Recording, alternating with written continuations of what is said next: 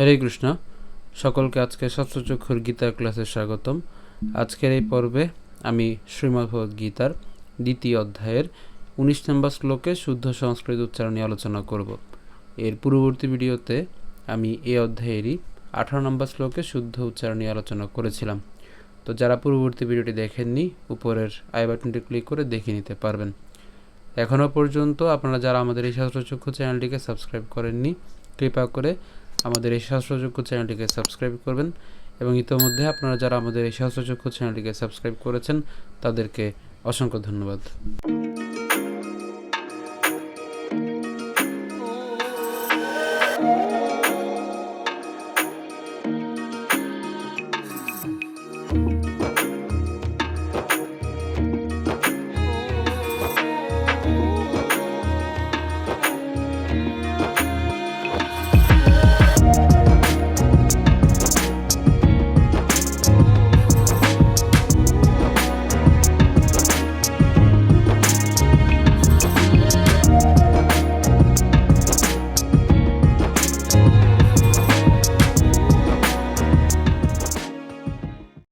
তো আজকের শ্লোকটি হলো ইয়ো এনং বেত্তি হন্তারং ইয়শ্চৈনং মন্যতে হতম উভৌ তৌ ন বিজানীত নায়ং হন্তি নহন্যতে।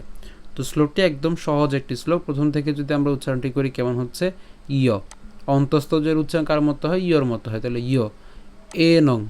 এরপর বেত্তি, এখানে বেত্তি কেন একটু খেয়াল করি, আমরা এখানে তয় তো আছে, তাহলে উচ্চারণ কেমন হবে, বেত, এই ত পর্যন্ত উচ্চারণ করে তর শিকার বেত্তি। এরপর হন্তারং, এখানে আমরা হ এবং দন্তন পর্যন্ত উচ্চারণ করছি, হসন্ত পর্যন্ত, ঠিক আছে, তাহলে এর উচ্চারণ কেমন, হন। এরপরে বাকি অংশটুকু কেমন, তারং, হন তারং, ঠিক আছে। এরপর ইয়শ চৈনং, অর্থাৎ আমরা এখানে তালব্যস পর্যন্ত উচ্চারণ করছি ইয়শ, এবং বাকি যে অংশটি আছে অর্থাৎ চৈনং, ইয়শ চৈনং। এরপর হচ্ছে মন ইয়তে, কেন মন ইয়তে, কারণ এখানে যে জফলা আছে, এই জফলা উচ্চারণ কার মতো হয়, ইয়র মতো হয়, এর উচ্চারণটা কেমন, মন, ম দন্তান্ন হস চিহ্ন পর্যন্ত উচ্চারণ করছি, মন। এরপর হচ্ছে ইয়তে, মন ইয়তে, হ্যাঁ, এই ইয়তে। এরপরে কি আছে, হতম, মন নিয়তে হতম। তাহলে আমি আবার যদি প্রথম লাইনটা বলি কেমন হচ্ছে, ইয় এনং বেত্তি হন্তারং ইয়শ্চৈনং মন্যতে হতম মন ইয়তে হতম। এরপর উভৌ, কেন উভৌ, কারণ ঔকার আছে, তাহলে উভৌ। এরপর তৌ ন বীজানীত, উভৌ তৌ ন বীজানীত। এরপর নায়ং হন্তি, নায়ং হন্তি, এই যে হন্তি, নায়ং হন্তি ন হন্নিয়তে, এখানে একই রকম আমরা হন্নিয়তে, এই যে হন, ওই যে মন্নিয়তে যেভাবে উচ্চারণ করেছি, হন্নিয়তের উচ্চারণ একই রকম, হন ইয়তে। কেন ইয়তে, ওই যে জফলা উচ্চারণ কার মতো, ইয়র মতো হয়, এবং তার সাথে কি তে, তাহলে ইয়তে।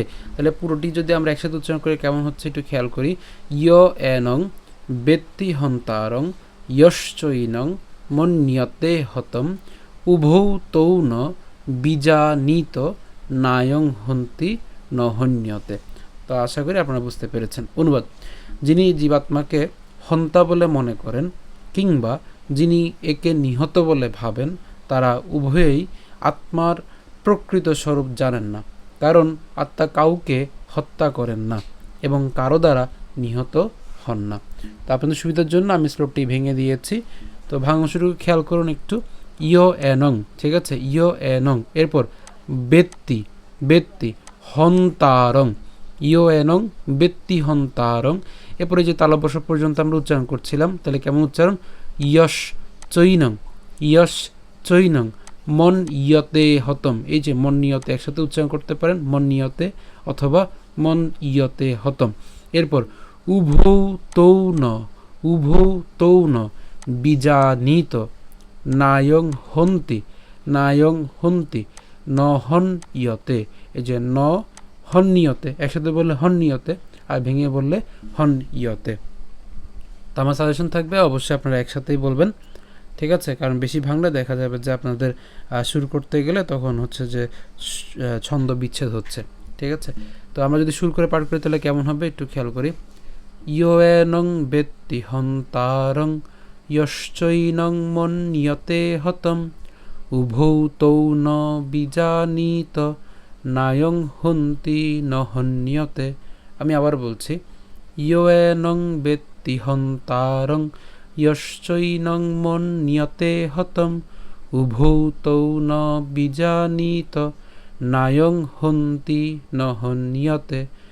তো আশা করি আপনারা বুঝতে পেরেছেন। তো আজকে ভিডিও এ পর্যন্ত। যদি ভিডিওটি ভালো লেগে থাকে অবশ্যই ভিডিওতে লাইক দিবেন, বেশি বেশি করে কমেন্ট এবং শেয়ার করবেন। তো এখনও পর্যন্ত আপনারা যারা আমাদের এই শাস্ত্রচক্ষু চ্যানেলটিকে সাবস্ক্রাইব করেননি, কৃপা করে আমাদের এই শাস্ত্রচক্ষু চ্যানেলটিকে সাবস্ক্রাইব করবেন, এবং ইতোমধ্যে আপনারা যারা আমাদের এই শাস্ত্রচক্ষু চ্যানেলটিকে সাবস্ক্রাইব করেছেন তাদেরকে অসংখ্য ধন্যবাদ। ধন্যবাদ সকলকে। হরে কৃষ্ণ।